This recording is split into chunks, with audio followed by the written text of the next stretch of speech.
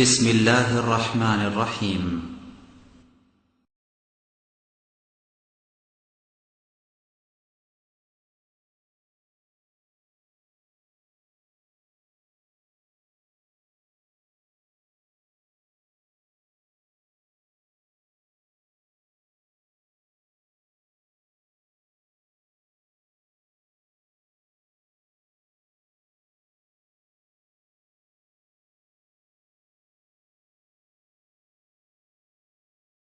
إن الحمد لله نحمده ونستعينه من يهده الله فلا مضل له ومن يضلل فلا هادي له وأشهد أن لا إله إلا الله وأشهد أن لا إله إلا الله وحده لا شريك له وأشهد أن محمدا عبده ورسوله أما بعد فإن خير الحديث كتاب الله وخير الهدى هدى محمد صلى الله عليه وسلم وشر الأمور محدثاتها وكل محدثة بدعة وكل بدعة ضلالة وكل ضلالة في النار أعوذ بالله من الشيطان الرجيم يا أيها الذين آمنوا إذا نودي للصلاة فاسعوا إلى ذكر الله وذروا البيع ذلكم خير لكم إن كنتم تعلمون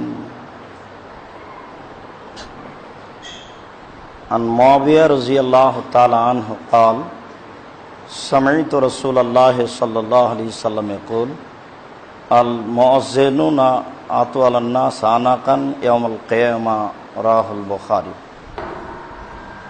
عن أبي سعيد الخدري رضي الله تعالى عنه قال رسول الله صلى الله عليه وسلم لا يسمع مدى صوت المؤذن إنس ولا جن ولا شيء إلا شهد له يوم القيامة رواه البخاري মুসলিম। সম্মানিত মসজিদের মুসল্লি, প্রশংসা আল্লাহর জন্য, শান্তি অবতীর্ণ হোক আল্লাহর রাসূলের উপর সাল্লাল্লাহু আলাইহি ওয়াসাল্লাম। আজ জুমার খুতবায় সংক্ষিপ্ত সময়ে বক্তব্যের বিষয় আজান। আজান সম্পর্কে এক গুরুত্বপূর্ণ তথ্যবহুল বিবরণের চেষ্টা করব ইনশাআল্লাহুল আজিজ। সম্মানিত মসজিদের মুসল্লি, আজান শব্দের আভিধানিক অর্থ হচ্ছে আহ্বান করা, ডাকা। শরীয়তের পরিভাষায় আজান শব্দের অর্থ হচ্ছে নির্ধারিত সময়ে নির্ধারিত সালাতের জন্য মানুষকে আহ্বান করা। সালাত একটি গুরুত্বপূর্ণ বিষয় যা ইবাদতের জগতে আল্লাহকে ডাকার সবচেয়ে বড় মাধ্যম। আল্লাহকে সন্তুষ্ট করার পৃথিবীতে সবচেয়ে বড় মাধ্যম সিয়াম, রোজা, যা আমরা অল্পদিন আগেই অতিবাহিত করলাম। অবশ্য ওই সুযোগ আমরা নফল সিয়ামও গ্রহণ করতে পারি।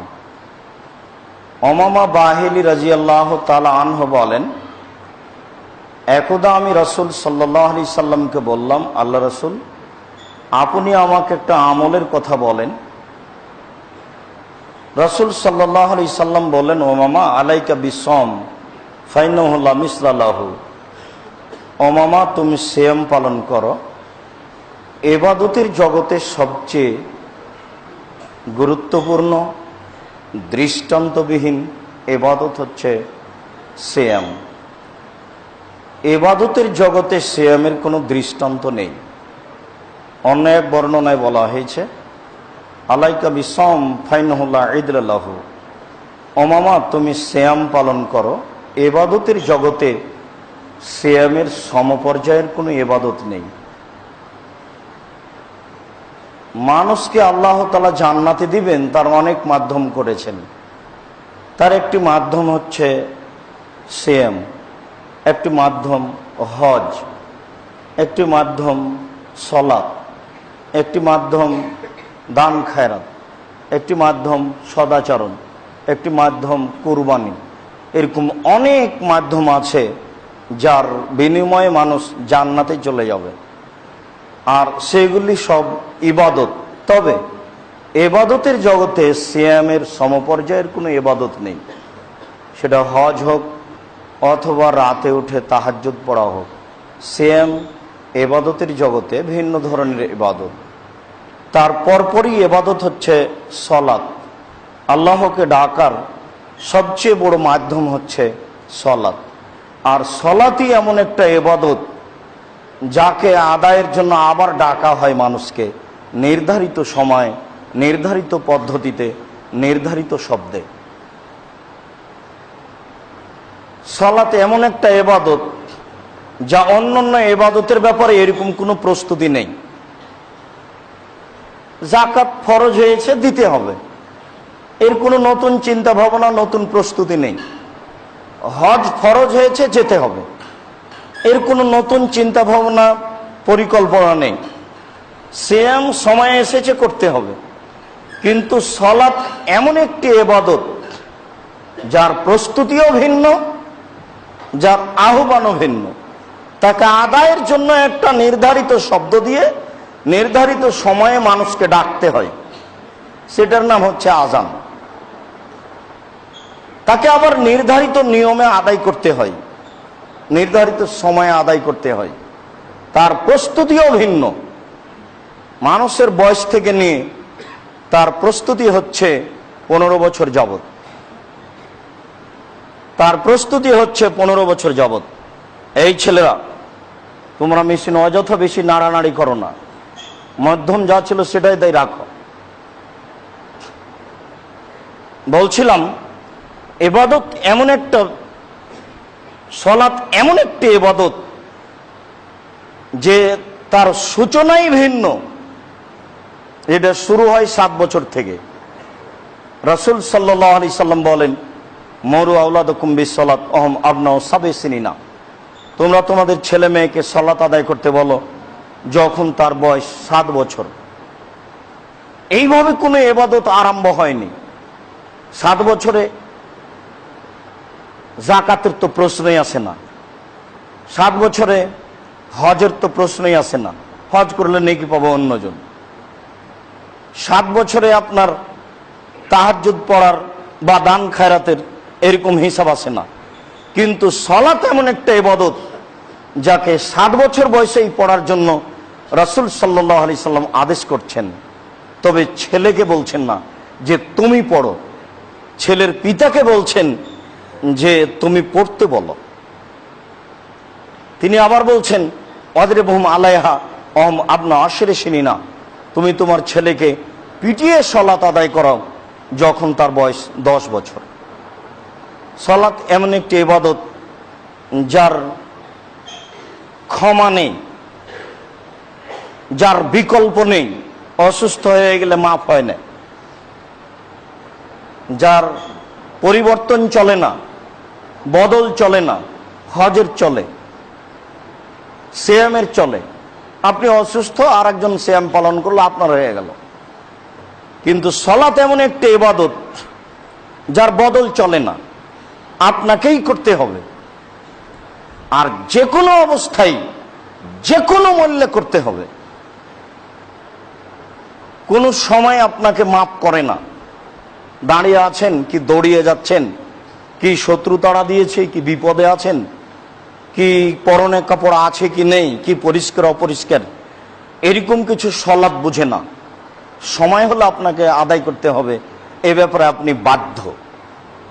ওজন্যই বহুদিন মোবাইলের মাধ্যমে সরাসরিও শুনেছেন যে 15 বছর বয়সে যে ছেলে সালাত আদায় করে না, ধরে নিতে হবে তার পিতা নেই। পিতা আছে, সালাত আদায় করে না, এ কথা মিথ্যে, এ কথা ঠিক নয়। 15 বছর বয়সের মেয়ে সালাত আদায় করে না, আর তার পিতা বেঁচে আছে, এ কথা ঠিক নয়। কেন? বিষয়টি রাসূল সাল্লাল্লাহু আলাইহি সাল্লাম পিতার উপরে চাপিয়ে দিয়েছেন। তিনি বললেন যে তুমি তোমার ছেলেকে সালাত আদায় করতে বলো যখন তার বয়স 7 বছর। তিনি এই কথা বললেন না, এই ছেলে তুমি সালাত আদায় করো, এই কথা বলেননি। যখন তার বয়স 10 বছর তাকে পিটিয়ে আদায় করাও, তখন আল্লাহ রাসূল বললেন না, এই ছেলে তোমার বয়স 10 বছর হয়েছে, তুমি সালাত আদায় করো, এরকম বললেন না। এ কারণেই এই সময়টা হলো 15 বছর পর্যন্ত পিটানোর সময়। একটা ছেলের বয়স 15 বছর সালাত আদায় করে না, তখন তার পিতা আছে, এটা আমরা বিশ্বাস করি না। যদি না করে তাহলে একথাই বিশ্বাস করতে হবে যে তার পিতা নেই, এটাই ঠিক। বলছিলাম, সম্মানিত মসজিদের মুসল্লি, এমন একটি ইবাদতের জন্য একটি আহ্বান আছে আল্লাহ রাসূলের পক্ষ থেকে, তার নাম আযান। আল্লাহ তাআলা বলেন, ইয়া আইয়ুহাল্লাযীনা আমানু, হে বিশ্বাসীগণ, ইযা নুদিয়া লিস-সালাহ, যখন তোমাদেরকে আযানের জন্য ডাকা হবে, ফাসাউ ইলা যিকরিল্লাহ, তখন তোমরা আল্লাহকে ডাকার জন্য আসো। যখন তোমাদেরকে সালাতের জন্য ডাকা হবে, তখন তোমরা আল্লাহকে ডাকার জন্য আসো। সালাত মানেই ডাকা। ওয়াদারুল বায়া, আর ক্রয় বিক্রয় ছেড়ে দাও। তাহলে জুমার দিনও ক্রয় বিক্রয় চলবে, ব্যবসা জুমার দিনও জায়েজ। তবে সালাতের সময়ের আগেই তা ছেড়ে দিতে হবে, ক্রয় বিক্রয় ছেড়ে দাও। আর এটা তোমার জন্য উত্তম যদি তুমি জানো। তাহলে সবাই এটা জানবে না। আল্লাহ রাসূল বলছেন যে এটা তোমার জন্য ভালো, অতীব উত্তম যদি তুমি এটা জানো। তাহলে এটা সবাই জানবে না, সবাই জানার চেষ্টাও করবে না, আযানকে মূল্যায়ন করার চেষ্টা করবে না, সালাতকে জানার চেষ্টা করবে না। এই দায়িত্ব মানুষের উপরেই চাপা হয়েছে। তবে আল্লাহ তাআলা বলছেন যদি তুমি জানো, তার মানে সবাই এটা জানবে না বা জানার চেষ্টা করবে না, যা করা উচিত। আযান একটি গুরুত্বপূর্ণ ইবাদত। মুআবিয়া রাদিয়াল্লাহু তাআলা আনহু বলেন, রাসূল সাল্লাল্লাহু আলাইহি ওয়াসাল্লামকে আমি বলতে শুনেছি, তিনি বলছিলেন, আল মুআজ্জিনুনা আতওয়ালু আনাকান ইয়াউমাল কিয়ামা, যারা আযান দেয় তারাই বিচারের মাঠে সবচেয়ে উঁচু কাঁধের অধিকারী হবে। উঁচু কাঁধ, সবচেয়ে লম্বা। এই হাদিসের সারমর্ম হলো যে বিচারের মাঠে যারা মানুষকে সালাতের জন্য ডাকে তারাই হবে সবচেয়ে সম্মানী।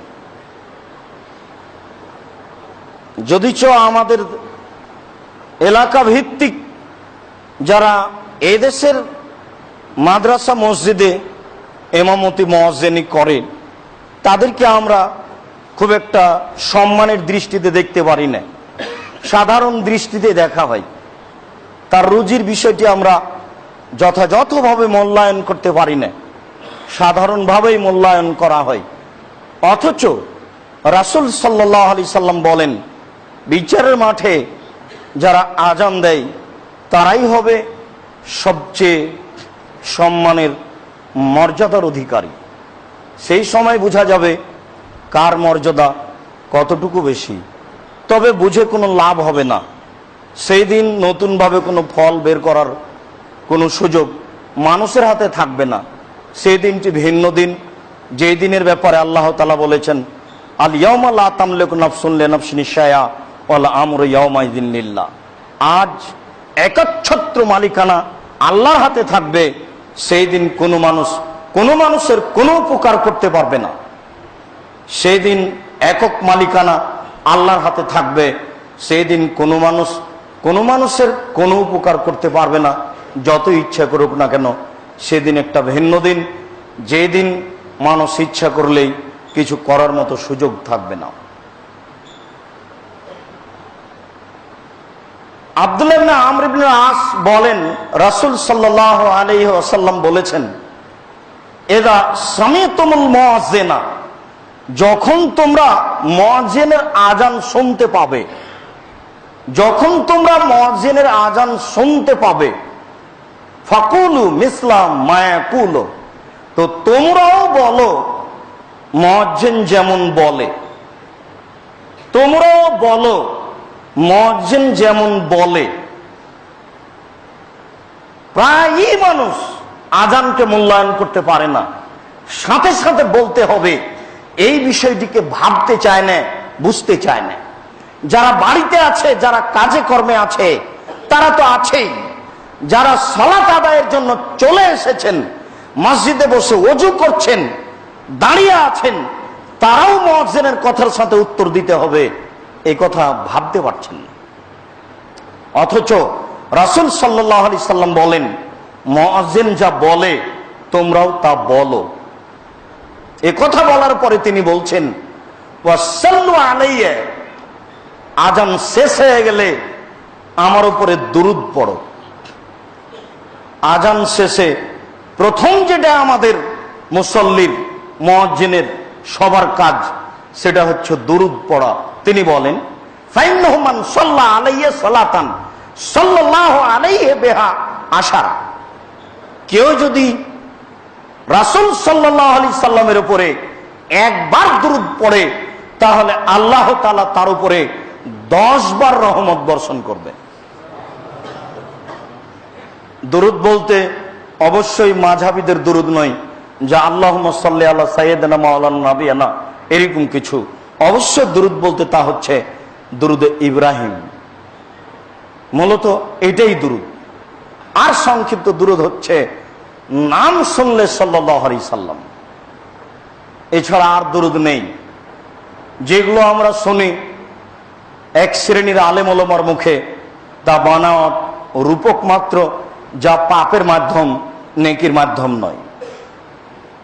তিনি বলেন, সুম্মা সাল্লাল্লাহু বিল ওয়াসিলা, এরপরে আগে দুরূদ পড়ো, তারপরে আমার জন্য আল্লাহর কাছে ওয়াসিলা চাও। দুরূদ পড়া যখন হয়ে যাবে, তখন তোমরা আল্লাহর কাছে ওয়াসিলা চাও। ওয়াসিলা,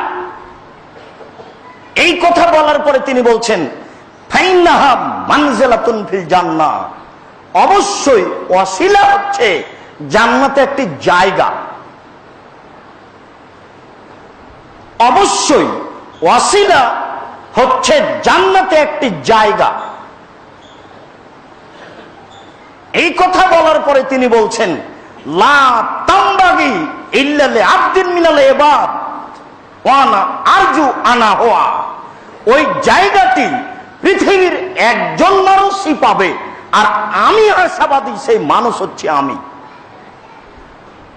জান্নাতে একটি জায়গার নাম ওয়াসিলা, সেই জায়গাটা তোমরা আমার জন্য চাও। সেই জায়গাটি মানুষের মধ্যে একজন মানুষ পাবে, আর আমি আশাবাদী সেই জায়গার অধিকারী আমি। শুনে রেখো, মান সালাল ওয়াসিলা, যে ব্যক্তি আমার জন্য ওই জায়গা চাইবে, হাল্লাত আলাইহি শাফাতি, তার উপরে আমার সুপারিশ জরুরি হয়ে যাবে। বিচারের মাঠে আমি তার জন্য সুপারিশ করবই। তোমরা চাও, আমি তোমাদের জন্য একটা কাজ করে দেব। যদি চাও, আমি আশাবাদী আমি সেই জায়গা পাবো। ওই জায়গা আদম থেকে নিয়ে কিয়ামত পর্যন্ত আর কোনো মানুষের জন্য শোভনীয় নয়, একমাত্র আমার জন্য শোভনীয়। এরপরেও সারা পৃথিবীর মানুষ, তোমরা কিয়ামত পর্যন্ত আমার জন্য ওই জায়গা আল্লাহর কাছে চাইতে থাকো। তোমরা চাও, আমি একটা তোমাদের কাজ করে দেব, সেটা হলো এই, বিচারের মাঠে আমি তোমাদের জন্য সুপারিশ করব, আল্লাহ যেন তোমাদেরকে জান্নাতে দেন। এই কথা তিনি বললেন। তা আমরা কিভাবে চাইবো, এই চাওয়াটির উত্তর কি? এটি হচ্ছে ওইটি। আবু হুরায়রা রাদিয়াল্লাহু তাআলা আনহু বলেন, রাসূল সাল্লাল্লাহু আলাইহি ওয়াসাল্লাম বলেছেন, মান সামিয়ান নেদা, যে ব্যক্তি আজান শুনল, সুম্মা কালা, অতঃপর বলল, যে ব্যক্তি আজান শুনল অতঃপর বলল, আল্লাহুম্মা রাব্বা হাযিহি দাওয়াতি তাম্মা ওয়াস সালাতিল কায়েমা, হে আল্লাহ,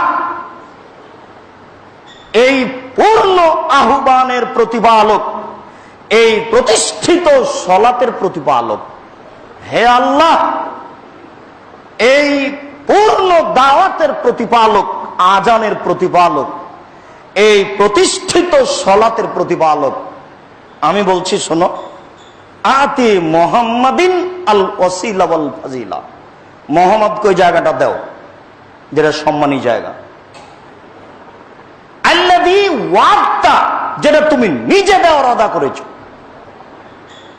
এই জন্য বাইহাকির জাল হাদিসের অংশটুকু মাঝাবি ভাইয়েরা বাছাই করে নিয়েছে অতিরিক্ত, ইন্নাকা লা তুখলিফুল মিয়াদ, তুমি যে ওয়াদা খেলাপ করো না, ওখানে আছে যে তুমি দেওয়ার ওয়াদা করেছো, তখন তারা ওই জাল অংশটুকু আরো বাড়িয়ে নিয়েছে যে তুমি ওয়াদা খেলাপ করো না, অতএব দেও। ইন্নাকা লা তুখলিফুল মিয়াদ, এই অংশটুকু বলা যাবে না, এই অংশটুকু হচ্ছে জাল হাদিস দ্বারা প্রমাণিত।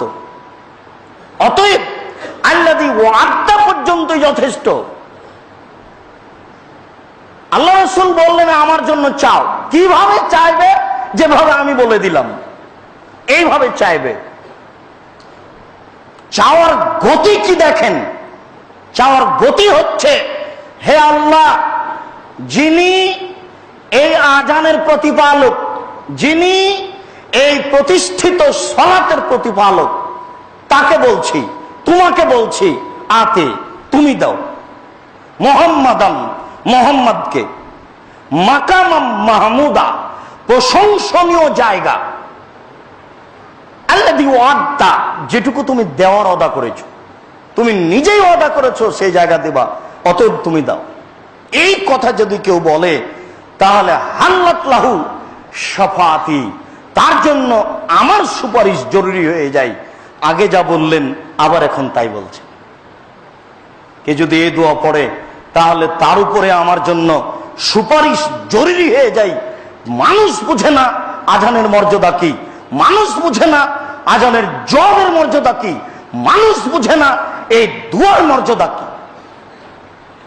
মানুষ যদি বুঝতো তাহলে এইভাবে গাফেল হয়ে থাকতো না। আর বুঝবেই কি করে? নিজে, নিজের ছেলে, নিজের মেয়ে, নিজের স্ত্রী, সবাই পৃথিবী নিয়ে আর পার্থিব বিদ্যা নিয়ে ব্যস্ত, পয়সা উপার্জন নিয়ে ব্যস্ত আর পার্থিব বিদ্যা নিয়ে ব্যস্ত। কেউ তো আসলে শরীয়তের সারমর্ম, শরীয়ত বুঝতে চায় না।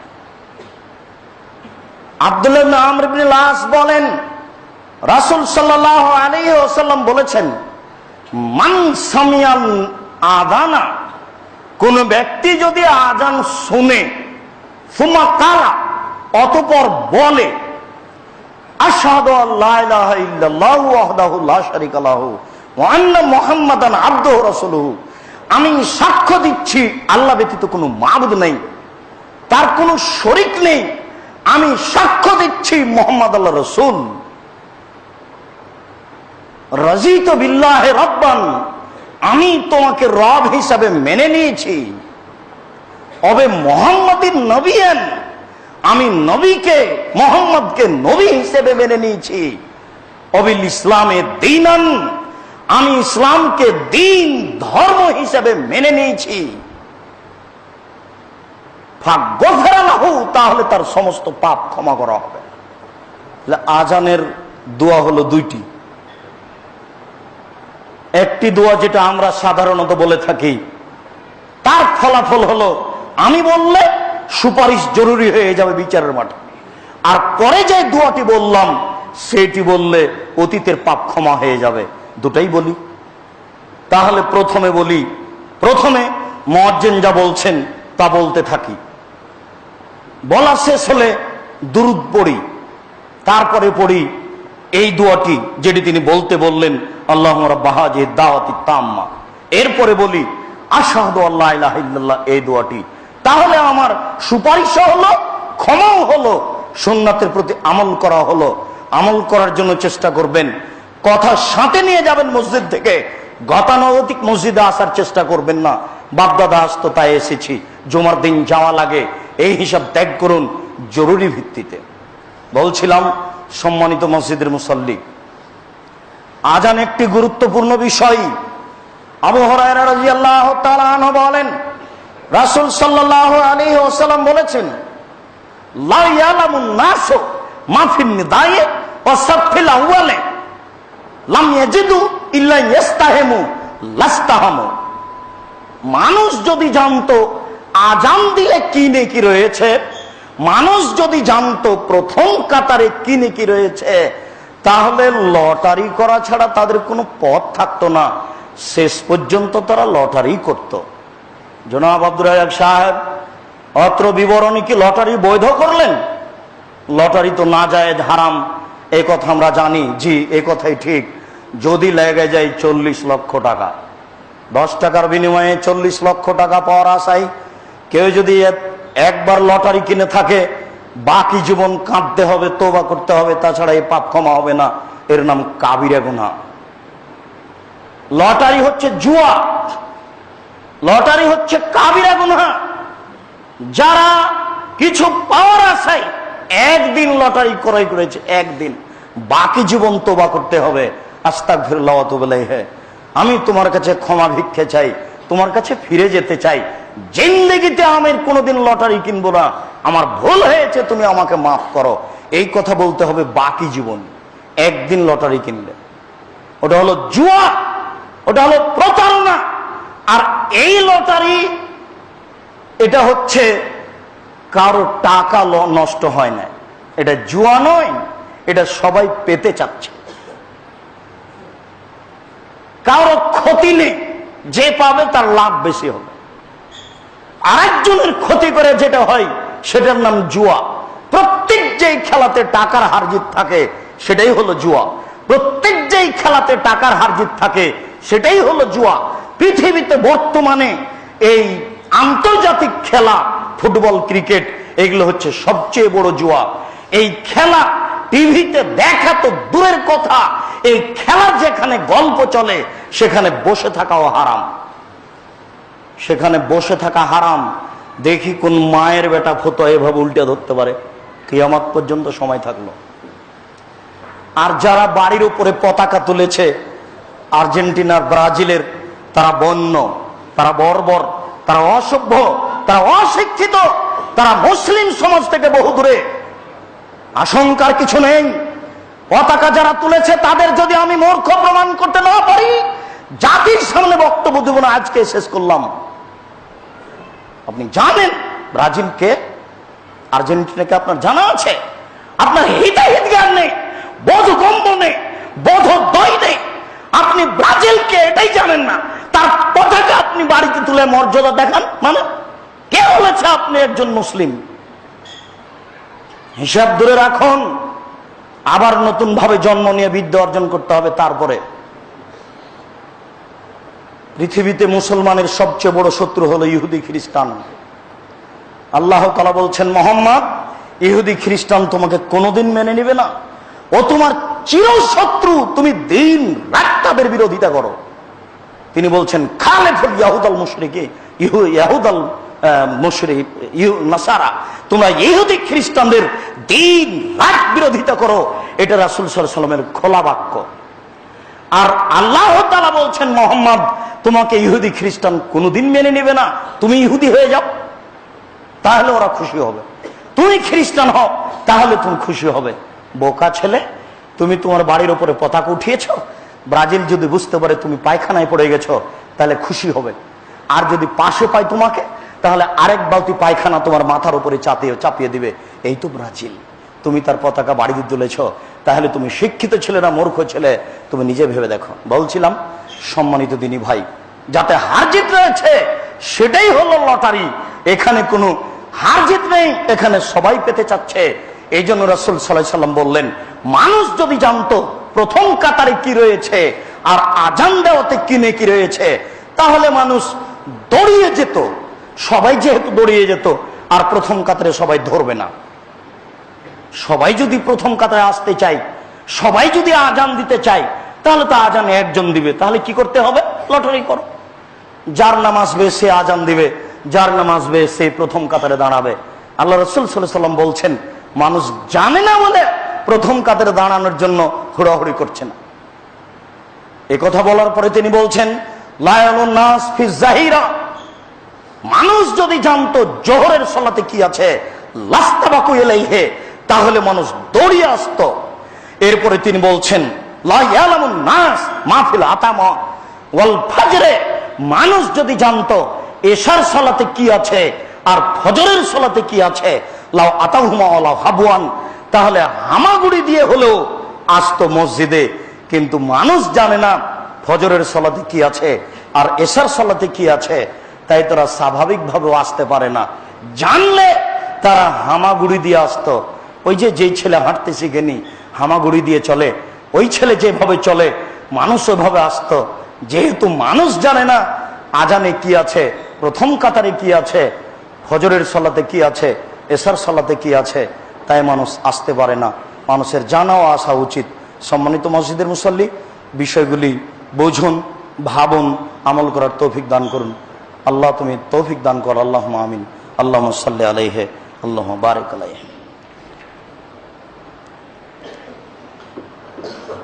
আলহামদুলিল্লাহি ওয়াহদা ওয়াসসালাতু ওয়াসসালামু আলা মান লা নাবিয়্যা বাদা। আবু সাঈদ খুদরি রাদিয়াল্লাহু তাআলা আনহু বলেন, রাসূল সাল্লাল্লাহু আলাইহি ওয়াসাল্লাম বলেছেন, লা ইয়াসমাউ মাদা সাউতিল মুয়াজ্জিন ইনসুন ওয়ালা জিন্নুন ওয়ালা শাই ইল্লা শাহিদা লাহু ইয়াউমুল কিয়ামা। আজানের ওই শব্দ শুনে না কোনো মানুষ, শুনে না কোনো জিন, শুনে না কোনো বস্তু, যা কিছু শুনে সবাই বিচারের মাঠে তার পক্ষে সাক্ষী দিবে।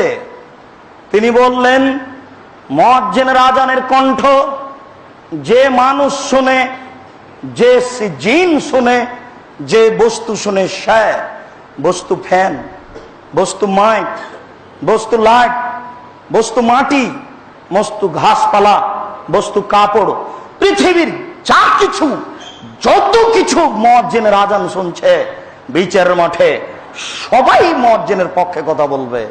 বলেন মুয়াজ্জিন জান্নাতে যাবে কিনা?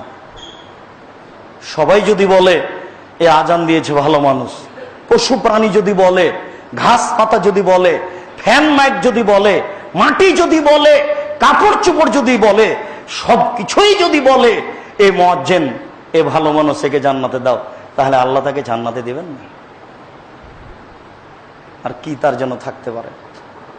আবু হুরায়রা রাদিয়াল্লাহু তাআলা আনহু বলেন, রাসূল সাল্লাল্লাহু আলাইহি ওয়াসাল্লাম বলেছেন, আল মুয়াজ্জিন ইগফার লাহু, মুয়াজ্জিনের ফলাফল হলো ক্ষমা, মুয়াজ্জিনের ফলাফল হলো ক্ষমা, আজান দিলে তার ফলাফল জান্নাত।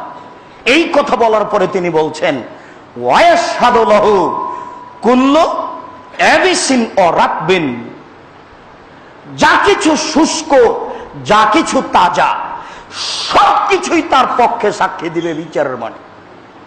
যা কিছু শুষ্ক, যা কিছু তাজা, যার ভিতরে প্রাণী আছে, প্রাণ আছে, সে হলো তাজা, আর যার ভিতরে প্রাণ নেই সে হলো শুষ্ক। পৃথিবীতে যত কিছু আছে, প্রাণবিহীন আর প্রাণওয়ালা, সবকিছুই মুয়াজ্জিনের পক্ষে সাক্ষী দিবে বিচারের মাঠে। এই পর্যন্ত বলে আর রাসূল থামলেন না।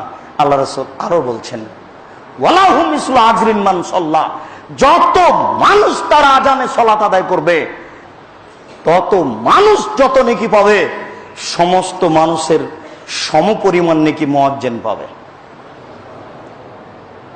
এবার আপনি বলেন আজান দিতে চাইবেন কিনা? চাইলেও তো হয় না। যে মুয়াজ্জিন আজান দেয় তাকে বেতন দিতে কষ্ট লাগে। মুয়াজ্জিন মানে একটা সাধারণ মানুষ, ওকে আর আমরা কি বললাম, এই ছেলে যাও ওই দিক, এই পথ দিয়ে যাও। ওই যে মুয়াজ্জিন, যে এটা হলো ভারত, বাংলাদেশ, পাকিস্তানের গতি। ইসলাম সৌদি আরব থেকে বের হয়ে ইরাকে ঢুকেছে, ইরাক থেকে বের হয়ে ইরানে ঢুকেছে, ইরান থেকে বের হয়ে পাক ভারতে এসেছে। আস্তে আস্তে ইসলাম উল্টে গেছে, আর যখন আসে তখন বড় আলেমদেরকে হত্যা করা হয়েছে। এই জন্যই ভারত, বাংলাদেশ, পাকিস্তানের প্রায় মসজিদের ইমামই হচ্ছেন মুন্সি, যারা জুমার খুতবা দিচ্ছে প্রায় মুন্সি। এখনো ভারত, বাংলাদেশ, পাকিস্তানে শতকরা 98টা মসজিদের ইমাম হচ্ছেন মুন্সি, মানে যিনি ফেকা মোহাম্মদী পড়তে পারেন বা এরকম কিছু, যার কোরআন হাদিসের জ্ঞান নেই। ওইভাবে চলে আসছে। মূল্যায়নকর মানুষকে মূল্যায়ন করাও কঠিন, সম্মানী মানুষকে সম্মান করাও কঠিন। বড় আলেম রাখলে কথাও শুনতে হবে কঠিন, টাকাও দিতে হবে বেশি। দুটাই ঝামেলা নয়? দুটাই জনগণের জন্য কঠিন হয়ে আসছে। এই জন্য ওই জিনিসটা সুযোগ হিসাবে চলে আসছে দীর্ঘদিন থেকে। কাজেই মুয়াজ্জিনকে মূল্যায়ন করার মতো কোনো সুযোগ মানুষ পাচ্ছে না, অথচ পাওয়া উচিত। আব্দুল্লাহ ইবনে আমর ইবনে আস রাদিয়াল্লাহু তাআলা আনহু বলেন, রাসূল সাল্লাল্লাহু আলাইহি ওয়াসাল্লাম হিনা তালাল ফজর, যখন আল্লাহ রাসূল মানুষের প্রতি আক্রমণ করতেন তখনের সময় হতো ফজরের সালাতের সময়। যদি কোনো এলাকার উপরে তিনি তাদের অন্যায়ের কারণে আক্রমণ করার ইচ্ছা করতেন, ফজরের সালাতের সময়ে তিনি আক্রমণ করতেন। বর্ণনাকারী বলেন, ওয়াকানা ইয়াস্তামিউল আযানা, তিনি গ্রামের এক পাশে গিয়ে কান লাগিয়ে আজান শুনতেন। ফাইন সামিয়াল আযান ফামসাকা, তিনি যদি আজান শুনতে পেতেন তাহলে সেই গ্রামের উপরে আক্রমণ করতেন না, এটা ছিল তার নীতি। ফা সামিয়া রাজুলান ফায়াকুলু, এক গ্রামে গিয়ে তিনি শুনলেন একটা মানুষ বলছে আল্লাহু আকবার, আল্লাহু আকবার। এই কথা বলতে রাসূল সাল্লাল্লাহু আলাইহি সাল্লাম বলেন, হুয়া আলাল ফিতরা, এই লোকটি হচ্ছে মুসলিম, তাওহীদের উপরে রয়েছে, একাত্মতার উপরে রয়েছে। এরপর লোকটি আজানে বলল, আশহাদু আল্লা ইলাহা ইল্লাল্লাহ, আশহাদু আল্লা ইলাহা ইল্লাল্লাহ। রাসূল সাল্লাল্লাহু আলাইহি সাল্লাম বললেন, আনতা খারাজতা মিনান নার, ও ব্যক্তি তুমি জাহান্নাম থেকে বের হয়ে গেলে, তুমি জাহান্নাম থেকে মুক্তি হয়ে গেলে, তোমার মুক্তি ঘোষণা। তাহলে মুয়াজ্জিন যখন আশহাদু আল্লা ইলাহা ইল্লাল্লাহ পর্যন্ত পৌঁছে তখন তার জাহান্নাম থেকে মুক্তি হয়ে যায়, জাহান্নাম থেকে মুক্তি পেয়ে গেছে। আবু হুরায়রা রাদিয়াল্লাহু তাআলা আনহু বলেন, কুন্না মা রাসূলিল্লাহ সাল্লাল্লাহু আলাইহি সাল্লাম, আমরা একদা রাসূলের সাথে ছিলাম। ফাকামা বেলালুন ইউয়াজ্জিনু অফিরাতিন ইনাদি, বেলাল রাদিয়াল্লাহু তাআলা আনহু দাঁড়ালেন আজান দিবেন এই জন্য। আলাম্মা সাকাতা, তিনি যখন আজান শেষ করলেন তখন আল্লাহ রাসূল বললেন, মান কালা মিসলা হাজা একই নাম দাখালাল জান্নাহ। মুয়াজ্জিন যা বলল কেউ যদি হুবাহু তাই বলে তাহলে সে জান্নাতে চলে যাবে। মুয়াজ্জিন যা বলল কেউ যদি হুবাহু তাই বলে তাহলে সে জান্নাতে চলে যাবে। আবু হুরায়রা রাদিয়াল্লাহু তাআলা আনহু বলেন, রাসূল সাল্লাল্লাহু আলাইহি ওয়াসাল্লামকে আমরা বলতে শুনলাম, তিনি বললেন, একজন ব্যক্তির উত্তরে ব্যক্তি জিজ্ঞাসা করল, আল্লাহ রাসূল, ইন্নাল মুয়াজ্জিনিনা ইয়াফজুলুনা বিআযানিহিম, যারা মুয়াজ্জিন আজান দেয় আজানের বিনিময়ে তাদের মর্যাদা আমাদের চেয়ে বেশি হয়ে গেল। আল্লাহ রাসূল, যারা মুয়াজ্জিন আজান দেয় আজানের বিনিময়ে তাদের মর্যাদা আমাদের চেয়ে অনেক বেশি হয়ে গেল, এখন আমরা কি করব? রাসূল সাল্লাল্লাহু আলাইহি সাল্লাম বললেন, ফাকুলু মিসলা মা ইয়াকুলু, তোমরা বলো মুয়াজ্জিন যা বলে, তোমরা বলো মুয়াজ্জিন যা বলে। ফাইজা ইনতাহাইতা ফাসালতুতা, যখন আজান শেষ হয়ে যাবে তখন তুমি আল্লাহর কাছে চাও, যা চাইবে তাই দেওয়া হবে। যখন আজান শেষ হয়ে যাবে তুমি আল্লাহর কাছে চাও, যা চাইবে তাই দেওয়া হবে। তাহলে বুঝা গেল আব্দুর রাজ্জাক সাহেব প্রারম্ভে যে 3টি দোয়া বলেছেন তার চেয়ে আরো অতিরিক্ত দোয়া বলা যায়, অত্র বিবরণ স্পষ্ট প্রমাণ দেয়। কেননা এখানে বলা হচ্ছে তুমি যা চাইবে তাই দেওয়া হবে, তুমি যা চাইবে তাই দেওয়া হবে। যেসব জায়গাতে দোয়া কবুল হয় তার একটি জায়গা হচ্ছে আজানের পর। আনাস ইবনে মালিক রাদিয়াল্লাহু তাআলা আনহু বলেন, রাসূল সাল্লাল্লাহু আলাইহি ওয়াসাল্লাম বলেছেন, ইদা নুদিয়া বিস-সালাহ, যখন সালাতের আযান দেওয়া হয় তখন দুইটি কাজ হয়। এক, ফতিহাতা বাবুর সময়ে আকাশের সব দরজা খুলে দেওয়া হয়। শুধু রমজান মাসে সব দরজা খোলা হয় না, আজকে নতুন ভাবে মনে করে নেন, যখন আযান শুরু হয় তখন আকাশের সব দরজা খুলে দেওয়া হয়। ও ইস্তিজবাব দোয়া, এবং মানুষ যে দোয়া করে সেটাই কবুল করা হয়। মানুষ যে দোয়া করে সেই দোয়াই কবুল করা হয়। তাহলে বোঝা যাচ্ছে ওই তিনটি দোয়াই শেষ নয়, আরো দোয়া আছে। মানুষ তার ইচ্ছা মতো দোয়া করবে আযানের পরে। মাখুল রাদিয়াল্লাহু তাআলা আনহু বলেন, রাসূল সাল্লাল্লাহু আলাইহি ওয়াসাল্লাম বলেছেন, উতলবু ইজাবাতাদ দুআয়ে, তোমরা দোয়া কবুলের সময়গুলি খুঁজো। উতলবু ইজাবাতাদ দুআয়ে, তোমরা দোয়া কবুলের সময়গুলি খুঁজো। যেসব সময়ে দোয়া কবুল হয় সেই সময়গুলিতে তোমরা দোয়া করো। এই কথা বলার পরে তিনি বলছেন, ইনদা ইলতিকাই জয়ুশ, যখন যুদ্ধ শুরু হয়ে গেছে তখন দোয়া করো। মুসলিম সৈন্য যখন অমুসলিম সৈন্যের সাথে যুদ্ধ করছে তখন দোয়া করো। যে দোয়া করবে সে দোয়া কবুল হবে। এই জন্য রাসূল সাল্লাল্লাহু আলাইহি সাল্লাম যুদ্ধক্ষেত্রে হাত তুলে দোয়া করেছিলেন। যুদ্ধক্ষেত্রে হাত তুলে দোয়া করতে হয়, চন্দ্রগ্রহণে হাত তুলে দোয়া করতে হয়,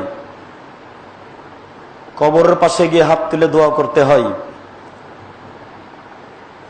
পানি চাইতে গিয়ে সবাই মিলে হাত তুলে দোয়া করতে হয়, বিপদে পড়ে হাত তুলে দোয়া করতে হয়, ছেলে মেয়ের জন্য হাত তুলে দোয়া করতে হয়, কাবা ঘর দেখে হাত তুলে দোয়া করতে হয়, সাফা পাহাড়ে উঠে হাত তুলে দোয়া করতে হয়, মারোয়া পাহাড়ে উঠে হাত তুলে দোয়া করতে হয়, আরাফার মাঠে হাত তুলে দোয়া করতে হয়, মুজদালিফার মাঠে হাত তুলে দোয়া করতে হয়, পরের দুদিন পাথর নিক্ষেপ করার পরে হাত তুলে দোয়া করতে হয়। কেউ যদি হাত তুলে দোয়া করে আল্লাহ তার খালি হাতকে ফিরে দিতে লজ্জা পান। কেউ যদি হাত তুলে দোয়া করে আল্লাহ তার খালি হাতকে ফিরে দিতে লজ্জা পান। অতএব মানুষের জীবনে একটা গুরুত্বপূর্ণ ইবাদত হচ্ছে হাত তুলে দোয়া করা। মানুষের জীবনে হাত তুলে দোয়া করা উচিত, জরুরি কাজ একটা তার জীবনে হাত তুলে দোয়া করা। সম্মানিত মসজিদের মুসাল্লি, কেন জানি বল্লার লোকেরা এত পিছে থাকলো এখনো। হিংসে চিরদিন রাখা ঠিক নয়। নামাজের পরে হাত তুলে দোয়া করতে হবে, এটা সুন্নাত নয়। এতে রাসূলকে অপমান করা হয়। জানাজার পরে, সভা সমিতির পরে, ঈদের মাঠে সবাই মিলে হাত তুলে দোয়া করলে রাসূলকে অপমান করা হয়। এটা সুন্নাত বিরোধী কাজ। একদিন না একদিন এইসব এলাকার লোককে এই পথ থেকে ফিরে আসতেই হবে। যেদিন ফিরে আসতে হবে সেদিন হুজুরদের অপমান ঘনিয়ে আসবে। এই জন্য হুজুরদের বলি, আগেই পথ ছেড়ে দেন, যুবকরা মূল্যায়ন করবে। যেদিন যুবকরা হা দিবে সেদিন আর ছাড় দিবে না, সেদিন অপমান হয়ে স্থান থেকে ফিরে আসতে হবে। অতএব আগেই ক্লিয়ার হয়ে যান, হওয়া ভালো। একদিন না একদিন এই পথে ফিরে আসতেই হবে। হাত তুলে দোয়া করা ব্যক্তিগত ব্যাপার, আপনার যখন ইচ্ছা তখন হাত তুলে দোয়া করুন। আজ করেন, বাপের কবরের পাশে গিয়ে 40 বছর হলো বাপ মরা, একদিন যাওয়ার সুযোগ হয় না। অথচ মুসলিম শরীফের হাদিস, কবরের পাশে গিয়ে হাত তুলে দোয়া করতে হবে। দলবদ্ধভাবে মিলে ঢং হচ্ছে, আবার নামাজের পরে সবাই মিলে না হলে একবারে গরম হয়ে নাকে অনেক কিছু করে ফেলার ইচ্ছা হচ্ছে। এটা ঠিক নয়, রাগ চিরদিন রাখা ঠিক নয়। অতএব এই কাজ থেকে ফিরে আসুন। বলছিলাম, রাসূল সাল্লাল্লাহু আলাইহি সাল্লাম বললেন, যেসব সময়ে দোয়া কবুল হয় সেই সময়গুলি তোমরা খুঁজো। তার একটি সময় হচ্ছে যুদ্ধের সময়। তাই রাসূল হাত তুলে দোয়া করেছিলেন বদরের যুদ্ধে। আর একটি হচ্ছে একামাতিস সালাহ, যখন সালাতের একামাত দেওয়া হয়। তাহলে আজান একামাত দুটাই আজান। যতক্ষণ পর্যন্ত সালাত না শুরু হয়েছে, আজান থেকে নিয়ে একামত পর্যন্ত দোয়া করতেই থাকেন। আজানও চলছে, গল্পও চলছে, একামত হয়ে গেছে তবুও গল্প চলছে। এসব লোক কি দোয়া করবে বলে? মানে শরীয়তকে কেউ মূল্যায়ন করতে চায় না। সবাই ভাবছে ইসলাম হচ্ছে গতানুগতিক ব্যাপার। জি না, একামতের সময় তোমরা দোয়া করো, এই সময় তো দোয়া কবুল হয়। ওয়ায়ে নজুলিল মাতারে, আর যখন বৃষ্টি হয়, ইফতারের সময় দোয়া কবুল হবে এই কথা ঠিক নয়, ওই হাদিস ঠিক নয়। ওই হাদিস জাল। এই বৃষ্টির সময় কয়দিন হাত তুলে দোয়া করলেন, সবকিছু উল্টে আছে। আমি বুঝতে পারি না এরকম কেন। বিসমিল্লাহ বলে ইফতার করতে হবে, পানি মুখে দিয়ে বা খেজুর মুখে দিয়ে বলতে হবে ইনশাআল্লাহ, কিন্তু আল্লাহ তো চলে আসছে বহুদিন থেকে। অথচ দুটো হাদিস একই ব্যাপার। যেখানে হাত লাগাবেন আসলটা নেই, নকলটা উঠে আছে। কি বা আছে আমিও বুঝতে পারি না কেন এরকম। একামাত শেষ হলে মুয়াজ্জিন যা বলছে সেটাই বলতে হবে, এটাই সুন্নাত। কিন্তু একামাত শেষে বলছে আকামাল্লাহু আদামাহা, অথচ তা ঠিক নয়। একেবারে নিতান্তই জয়ীফ হাদিস। আজান শেষ হলে আপনাকে হায়াল আসসালাহ হায়াল আল ফালার জায়গাতে বলতে হবে লা হাওলা ওয়ালা কুওয়াতা ইল্লা বিল্লাহ, যেটা একটু পরে বলতে যাচ্ছি। আর আকামাল্লাহু আদামা আসসালাতু খায়রুম মিনান নাওমের জায়গাতে আসসালাতু খায়রুম মিনান নাওম বলতে হবে, অথচ উঠে আছে এখানে সাদ্দাক্তা ওয়া বারাকতা। সাদ্দাক্তা ওয়া বারাকতা বললে পাপ হবেই। কিভাবে? বুখারী মুসলিমের হাদিস দ্বারা যেটা প্রমাণিত সেটা উঠে নাই, অন্য একটা উঠে আছে। সমাজে অন্য একটা চলছে। অত্র হাদিসে তিনটে স্থান আল্লাহ রাসূল উল্লেখ করলেন দোয়া কবুলের। তার একটা হচ্ছে যুদ্ধক্ষেত্র, তার একটা হচ্ছে আজান একামাতের সময়, তার একটা হচ্ছে বৃষ্টি বর্ষণের সময়। যখন মুষলধারে বৃষ্টি হচ্ছে তখন দোয়া করেন, হাত তুলে দোয়া করেন, ওটা আপনার ব্যক্তিগত ব্যাপার। যখন ইচ্ছা আপনি হাত তুলে দোয়া করেন। সালাতের পরে আসলেন কেন? এটা একটা বিশেষ ইবাদত। এই ইবাদত যতটুকু রাসূল দ্বারা প্রমাণিত ততটুকু করতে হবে। একটু বেশি হয়ে গেলে সেটা বেদাত হয়ে যাবে। ঈদের মাঠের বক্তব্য খুতবা রাসূলের সুন্নাত দ্বারা প্রমাণিত, একটু বেশি করলে ওটা বেদাত হয়ে যাবে। জানাজার পরে যেটুকু রাসূল দ্বারা প্রমাণিত সেটুকু করতে যাবেন, একটু বেশি হয়ে গেলে সেটুকু বেদাত হয়ে যাবে। হাত তুলে দোয়া করুন, বলছিলাম রাসূলের পদ্ধতিতে করুন। ওমর রাদিয়াল্লাহু তাআলা আনহু বলেন, রাসূল সাল্লাল্লাহু আলাইহি সাল্লাম বলেছেন, ইজা কালাল মুয়াজ্জিন আল্লাহু আকবার আল্লাহু আকবার ফাকালা আহাদুকুম আল্লাহু আকবার আল্লাহু আকবার। মুয়াজ্জিন যখন বলে আল্লাহু আকবার আল্লাহু আকবার, তোমাদের কেউ বলে আল্লাহু আকবার আল্লাহু আকবার। মুয়াজ্জিন যখন বলে আশহাদু আল্লা ইলাহা ইল্লাল্লাহ আশহাদু আল্লা ইলাহা ইল্লাল্লাহ, তোমাদের কেউ বলে আশহাদু আল্লা ইলাহা ইল্লাল্লাহ আশহাদু আল্লা ইলাহা ইল্লাল্লাহ। মুয়াজ্জিন যখন বলে আশহাদু আন্না মুহাম্মাদুর রাসূলুল্লাহ আশহাদু আন্না মুহাম্মাদুর রাসূলুল্লাহ, তোমাদের কেউ বলে আশহাদু আন্না মুহাম্মাদুর রাসূলুল্লাহ আশহাদু আন্না মুহাম্মাদুর রাসূলুল্লাহ। মুয়াজ্জিন যখন বলে হাইয়া আলাস সালাহ, তোমাদের তো কেউ তখন বলে লা হাওলা ওয়ালা কুওয়াতা ইল্লা বিল্লাহ, নড়াচড়ার করার কোনো শক্তি নেই আল্লাহর শক্তি ছাড়া। মুয়াজ্জিন যখন বলে হাইয়া আলাল ফালাহ, তোমরা কল্যাণের দিকে আসো, আগের বাক্য সলাতের দিকে আসো, পরের বাক্যে কল্যাণের দিকে আসো, তখন তোমাদের কেউ বলে লা হাওলা ওয়ালা কুওয়াতা ইল্লা বিল্লাহ। মুয়াজ্জিন বলে আল্লাহু আকবার আল্লাহু আকবার, তোমাদের কোন ব্যক্তি বলে আল্লাহু আকবার আল্লাহু আকবার। মুয়াজ্জিন বলে লা ইলাহা ইল্লাল্লাহ, তোমাদের কোন ব্যক্তি বলে লা ইলাহা ইল্লাল্লাহ মিন কালবিহি, মনে প্রাণে মনোযোগ সহকারে। দাখালাল জান্নাত, হলো জান্নাতে চলে গেছে, ফলাফল জান্নাত। তাহলে মুয়াজ্জিন শুধু একাই মর্যাদা লাভ করছে তা নয়, আমরাও যদি সাথে সাথে বলি তাহলে আমাদেরও মর্যাদা রয়েছে। শুধু তাই নয়, আব্দুল্লাহ ইবনে আমর ইবনে আস রাদিয়াল্লাহু তাআলা আনহু বলেন, রাসূল সাল্লাল্লাহু আলাইহি ওয়াসাল্লাম একদা বললেন, শোনো, ইয়াজিবু রাব্বুনা তাআলা বেরাইল গানামে, আল্লাহ তাআলা একজন ছাগলের রাখালের উপরে খুশি হয়ে যান। একজন ছাগলের রাখাল কোথায়? ফি রাসে সাজিয়াতিন জাবালে, পাহাড়ের চূড়ায়। একজন রাখাল তার ছাগল নিয়ে পাহাড়ের চূড়ায় অপেক্ষা করছে। ওই রাখালের উপরে আল্লাহ খুশি। কিভাবে?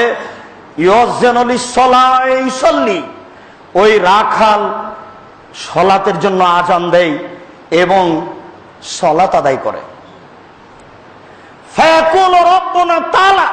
তখন আমাদের প্রতিপালক বলেন, উনজুরু ইলা হাজা আব্দি, পৃথিবীর মানুষ তোমরা আমার এই বান্দাকে দেখো, পৃথিবীর মানুষ তোমরা আমার এই দাসকে দেখো, সারা দুনিয়ার মানুষকে আল্লাহ তাআলা বলেন, এই দাসে রাখাল কি করে?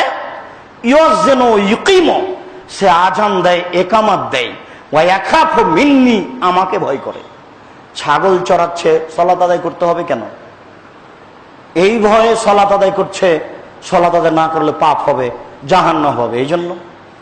তাহলে রাখাল আজান দেয়, একামত দেয়, আমাকে ভয় করে, অতএব ফাগাফারতু লিআবদি, আমি আমার দাসকে ক্ষমা করে দিলাম, ওয়াদখালতুহুল জান্নাহ, আমি তাকে জান্নাতে প্রবেশ করিয়ে দিলাম। শুধু ক্ষমা করে আল্লাহ বাক্যটি শেষ করলেন না। রাসূল সাল্লাল্লাহু আলাইহি ওয়াসাল্লাম বলছেন, ক্ষমার পরে আল্লাহ তাআলা বলছেন যে আমি তাকে জান্নাতে ঢুকিয়ে দিই, আজানের ফলাফল জান্নাত। অতএব মসজিদে তো আজান দিতে হবেই। কোন জায়গায় মাঠে ঘাটে বাড়িতে একাই সালাত আদায় করছেন, আজান দিয়ে সালাত আদায় করবেন, এটাই সুন্নাত। একাই আজান দিতে শরম লাগে, বাপকে সালাম দিতে যেমন শরম লাগে, এটা হলো এক একটা দেশের প্রথা, এক একটা দেশের গতি। বাড়িতে ঢুকে মাকে সালাম দিতে শরম লাগে, এটা কেমন লাগে? নতুন মাকে সালাম দিব, বাপকে সালাম দিব, বাড়িতে সালাম দিয়ে ঢুকতে হবে, এটা একটু কেমন কেমন লাগে, মানে এটা অভ্যাসের উল্টা। মাঠে একাই আছি, কি করে আজান দিব? মাঠে একাই আছেন, আজান দেন, আজানের ফল হলো জান্নাত। বাড়িতে আপনি একাই সালাত আদায় করছেন, আজান দিয়ে সালাত আদায় করেন, ফলাফল হলো জান্নাত। অতএব মসজিদের মুসল্লি, আজানের বিষয়টি গুরুত্ব সহকারে ভেবে আপনাকে বলতে চাচ্ছি, আপনি আজান দিয়ে সালাত আদায় করুন, যে কোনো স্থানে ফলাফল হবে জান্নাত। একামত দিবেন 2 বার আর আজান দিবেন 1 বার, যখন 2 সালাত একবারে আদায় করবেন। জোহর আসর কোথাও একসাথে আদায় করছেন, মাগরিব এশা কোথাও একসাথে আদায় করছেন, তখন আজান দিবেন 1টা, একামত দিবেন 2টে। ওই সালাতের জন্য 1 বার একামত, এই সালাতের জন্য 1 বার একামত। মহিলাদেরকেও একামত দিয়ে সালাত শুরু করতে হবে। দেশে মাঝহাবি মানুষ প্রায় 90% জন, আমাদের ঘরে মাঝহাবি মহিলা প্রায় অনেকেই। তারা মনে করে মহিলাদেরকে একামত দিতে হয় না। জি না, আজান একামত দুটাই জান্নাতের মাধ্যম, দুটাই বড় ইবাদত। অতএব মুয়াজ্জিন আজান একামত, আপনি একামত দিবেন, আপনার স্ত্রী একামত দিবে, পুরুষও একামত দিবে, নারীও একামত দিবে, সবাকে দিতে হবে। নারী যদি বাড়িতে ইমামতি করে তাহলে তাদের একজনকে একামত দিবে। আপনি যদি আপনার স্ত্রী কিনে সালাত আদায় করেন তাহলে আপনি একামত দিবেন, আপনার স্ত্রী নয়। তবে আপনার স্ত্রী বাড়ির মহিলাদেরকে নিয়ে সালাত আদায় করাতে পারে, তারাবির সালাত আদায় করাতে পারে, 5 ওয়াক্ত সালাত আদায় করাতে পারে। মহিলারা জুমার সালাত আদায় করাতে পারে না, মহিলারা ঈদের সালাত আদায় করাতে পারে না, মহিলারা জানাজার সালাত আদায় করাতে পারে না। যেখানে তাকবীর আছে, যেখানে বক্তব্য আছে, সেখানে মহিলাদের সালাত চলে না। জুমাতে বক্তব্য আছে, ঈদের মাঠে বক্তব্য আছে, অতএব এখানে মহিলাদের চলে না।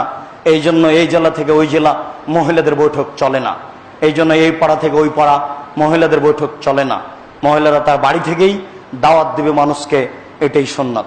সম্মানিত মসজিদের মুসল্লি, আমাদের দেশে আমরা রাজশাহী চাঁপাইনবাবগঞ্জের মানুষ ভাবতাম যে শুধুমাত্র মাঝহাবি মসজিদে জুমার দিন 2 আজান হয়। যখন আপনার রংপুর গাইবান্ধা বগুড়ায় আসলাম তখন দেখলাম যে আহলে হাদিস মসজিদও 2 আজান হয়। এটা আমাদের কাছে ছিল খুব নতুন। আমরা চাঁপাইনবাবগঞ্জ শহরে যখন আসতাম একবারে পল্লী থেকে, তখন দূর থেকে তাকিয়ে দেখতাম এই যে এটা হলো মাঝহাবিদের মসজিদ, যেখানে 2 আজান হয়। এইভাবে আমরা ওটা দূর থেকে তাকিয়ে তাকিয়ে দেখতাম, দেখি আহলে হাদিস মসজিদে 2 আজান হয়। জি না, সেই কালে আব্দুল ইবনে ওমর বলেছেন দ্বিতীয় আজানটি বিদআত। অতএব কোন মসজিদে জুমার দিন 2 আজান হবে না। 2 আজান দিতে গিয়ে তারা কত বিপদে পড়েছে। এক তো বিপদে পড়েছে, জুমার দিন তারা আরবিতে বক্তব্য দিবে, বাংলায় বক্তব্য দিবে না। এই জন্য আগেই কিছু বসে বলে নেয়, এটা একটা বিদআত। তারপরে ইমাম সাহেব মিম্বারে বসলেন, তার মুখের উপরে ছোট ছোট করে আজান দিল, এটা আজানকে বেইজ্জত করা হলো, এটা একটা বিদআত। আজান মানে মানুষকে আহ্বান করা, যার যত শক্তিতে গোলাই সে তো দূরে কণ্ঠ দিবে, আর যত দূরে কণ্ঠ যাবে সব কিছু সাক্ষী দিবে। তো এখানে মুখের উপরে ছোট ছোট আজান দেওয়া, এ আবার কোন সাক্ষী হলো? এটা নয়, এ আর একটা বিপদ। এই জন্য এ থেকে বেঁচে থাকবেন। এরপরে ওই যখন ইমাম সাহেব মিম্বারে বসবেন তখন মসজিদের বাহির থেকে আজান দিতে হবে সামনাসামনি। আবু দাউদ বর্ণিত এই হাদিসটি ঠিক নয়। তা আজান কোথা থেকে দিবে? মসজিদের বাইরে যে কোনো উঁচু জায়গা থেকে আজান দিবে, এটাই সুন্নাত। যদি মসজিদের বাইরে কোনো উঁচু জায়গার ব্যবস্থা করা না থাকে তাহলে যে কোনো জায়গা থেকে আজান দিবে, এটাই সুন্নাত। পৃথিবীর সকল মসজিদে জুমার দিন একটাই আজান হবে, সকল মানুষের স্ব ভাষায় জুমার খুতবা হবে, এটাই সুন্নাত। দুই আজান দেওয়া বিষয়টি থেকে সাবধান থাকবেন। আমি অনেক দিন আগে আপনার ওই ফতোয়া মাসাইল বইটি জনাব আব্দুল্লাহ কাফিয়াল কোরাইশ রাহিমাহুল্লাহর পড়েছিলাম। সেই বইটিতে দেখেছিলাম বল্লার জামে মসজিদ। বল্লার জামে মসজিদ কয়েকটি মসজিদকে একত্রিত করা হয়। সেই দিন এখানে কোনো দ্বন্দ্ব ছিল এটা বুঝতে পারা যায়নি। আজকে বিস্তারিত দেখে এবং একটা নতুন ছাপা বই হয়েছে সেটা দেখে বোঝা গেল সেদিনও কিছু দ্বন্দ্ব ছিল। যে দ্বন্দ্ব এই গ্রামে দীর্ঘদিন ধরে খুব কঠিনভাবে ছিল, এখন কিছু নরম হতে পারে। এবং এই মসজিদটিকে মসজিদে জেরার বলে হয়তোবা কেউ ঘোষণা দিয়েছে, এমনও সেখানে বলা হয়েছে। সমস্ত লোককে দাওয়াত দেওয়া হয়েছিল এক মসজিদে আসার জন্য। যদি তাই হয়ে থাকে সমস্ত মানুষের যাওয়াই ভালো ছিল, এটাই উত্তম। যারা যায়নি তাদের মসজিদ আগে থেকে আছে, তাদের মসজিদ জেরার হয় কিভাবে? তা হয় না। তারা তাদের গ্রহণ করেনি, এটা একটা ভুল হয়েছে, সে কথা ভিন্ন। কিন্তু মসজিদ জেরার হয় কি করে? যখন একটা মসজিদকে ধ্বংস করার জন্য আর একটা মসজিদ তৈরি হয়, শত্রুতার জন্য তৈরি হয়, তখন তাকে মসজিদে জেরার বলে। আপনাদের অবগতিতে এই মসজিদ 250-300 বছর থেকে চলছে, এটা জেরার হয় কি করে? হয়তোবা যারা বলেছে তারা হিংসামূলক বলেছে, তা অবশ্যই ঠিক নয়। এরপরে আমি আপনাদের বলে যাচ্ছি, আপনাদের আপোষের দ্বন্দ্ব এখনো যা আছে তা কমিয়ে নিয়ে আসতে হবে। জমিয়ত আন্দোলন যেসব দ্বন্দ্ব সেটাও কমিয়ে নিয়ে আসতে হবে। সবাই ভাই ভাই, সবাই আহলে হাদিস। নামের কারণে একটু উলটপালট হয়ে গেছে। সে নামটাও ছিল কোন উদ্দেশ্যে, এই নামটাও ছিল উদ্দেশ্যে। অতএব সবাই আহলে হাদিস, শত্রুতা কমিয়ে দিতে হবে।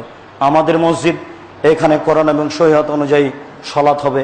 এ ব্যাপারে আমাদেরকে আপোষের দ্বন্দ্ব কমিয়ে দিয়ে জীবন বাজি রেখে ভালোবাসা বজায় রেখে সালাত আদায়ের চেষ্টা করতে হবে, যাতে করে সালাত আদায় করে পরকাল না হারাই। যেসব বিষয়গুলি ধর্মের ব্যাপারে দ্বন্দ্ব দেখা দিচ্ছে সবগুলি দূরে করার চেষ্টা করতে হবে। বল্লার সকল ভাই আমাদের দিনী ভাই, সারা বাংলাদেশের সকল আহলে হাদিস ভাই দিনী ভাই, পৃথিবীর সকল আহলে হাদিস ভাই দিনী ভাই, সকল মুসলিম দিনী ভাই, আল্লাহ তুমি সকলকে দিনের উপরে চলার তৌফিক দান করো, আল্লাহুম্মা আমিন। মসজিদের মুসাল্লি, আমরা আমাদের আলোচনার পুনরাবৃত্তিতে বলছি, ইবাদতের জগতে সবচেয়ে দামি গুরুত্বপূর্ণ ইবাদত হচ্ছে সিয়াম। তারপরে গুরুত্বপূর্ণ ইবাদত হচ্ছে সালাত। সালাত আদায় না করলে মানুষ মুসলমান থাকে না, এ কথাই ঠিক। 15 বছরের ছেলে মেয়ে নামাজ পড়ে না, তার পিতা বেঁচে আছে, এ কথা ঠিক নয়। অতএব সবাইকে সালাত আদায় করতে হবে বাধ্য, যে কোনো মূল্যে। সালাতের জন্য একটি গুরুত্বপূর্ণ ইবাদত হচ্ছে আজান। আজানের ফলাফল হলো জান্নাত। আপনাদেরকে সবাইকে এ বিষয়ে গুরুত্ব রাখতে হবে। আজান আমার মান মর্যাদা নিয়ে নিল, আমি পিছনে পড়ে গেলাম, তা না। রাসূল সাল্লাল্লাহু আলাইহি ওয়াসাল্লাম বললেন, মুয়াজ্জিন যা বলেছে তুমি তা বলো, তুমিও সেই মর্যাদা পেয়ে যাবা। এরপরে তুমি যা চাইবে তোমাকে তাই দেওয়া হবে। অতএব তুমি পিছুয়া হলে কেন? জীবন বাজি রেখে আপনি আপনার স্ত্রী, আহল পরিবার আজ থেকে আজানের উত্তর দেওয়ার চেষ্টা করবেন, খুব খেয়াল করে। যেখানে থাকবেন আজান দিয়ে সালাত আদায় করবেন, আপনার স্ত্রীও একামত দিয়ে সালাত আদায় করবে, এটাই সুন্নাত। আল্লাহ তুমি আমাদের এর প্রতি আমল করার তৌফিক দান করো, আল্লাহুম্মা আমিন। আব্দুল্লাহ বিন ফজল সাহেব চলে গেছেন, আমাদের খুব বড় আলেম ছিলেন, 4 ঘন্টা থেকে 8 ঘন্টা বক্তব্য দিতেন। আমরাও চলে যাবো, এ কথাই ঠিক। আমাদের বই পুস্তক আগে ছিল না, এখন আমরা চেষ্টা করছি আমরা চলে যাওয়ার সাথে সাথে যেন আমাদের কিছু কলম থাকে। আগে থেকে ছিল না। অফিস আদালত কোর্ট কাচারি সব তাদের, বই পুস্তক তাদের, ইসলামিক ফাউন্ডেশন তাদের, আপনার যে কোনো প্রেস তাদের, সব কিছুই তাদের। আমরা সৈন্যের উপরে আছি। সৈন্যের উপরে থেকেও যে এই দেশের মাটিতে হক অনুযায়ী চলার একটা সুযোগ পাচ্ছি, এটাই আলহামদুলিল্লাহ। এটাকে মূল্যায়ন করে আপনারা বক্তব্য শুনে এবং বই পুস্তক পড়ে আমল করার চেষ্টা করুন। আল্লাহ কবুল করুক। আজকের জন্য আমার জীবনের সব কিছু লেখা কথাগুলি আছে ওই উপদেশ বইটিতে। আজকে যা বললাম সেটাও আছে। যাওয়ার সময় বাইরে দেখবেন উপদেশ বইটি আছে কিনা, থাকলে সবাই নিয়ে যাবেন। আল্লাহ আমাদের যারা মারা গেছে তুমি তাদের কবরের শাস্তি মাফ করো। আমরা যারা অসুস্থ তুমি তাদের আরোগ্য দান করো। আমরা যারা বেঁচে আছি তুমি তাদেরকে তোমার রাসূলের পদ্ধতি অনুযায়ী চলার তৌফিক দান করো। আল্লাহ আমাদের যারা মারা গেছে তুমি তাদের কবরের শাস্তি মাফ করো। আমরা যারা অসুস্থ তুমি তাদের আরোগ্য দান করো। যারা আমরা বেঁচে আছি তুমি তাদেরকে তোমার রাসূলের পদ্ধতি অনুযায়ী চলার তৌফিক দান করো। এ দাবি, এ দাওয়া, এ দোয়া তোমার দরবারে রেখে আজকের জুমার খুতবা এখানেই শেষ করলাম। সাল্লাল্লাহু আলাইহি ওয়াসাল্লাম।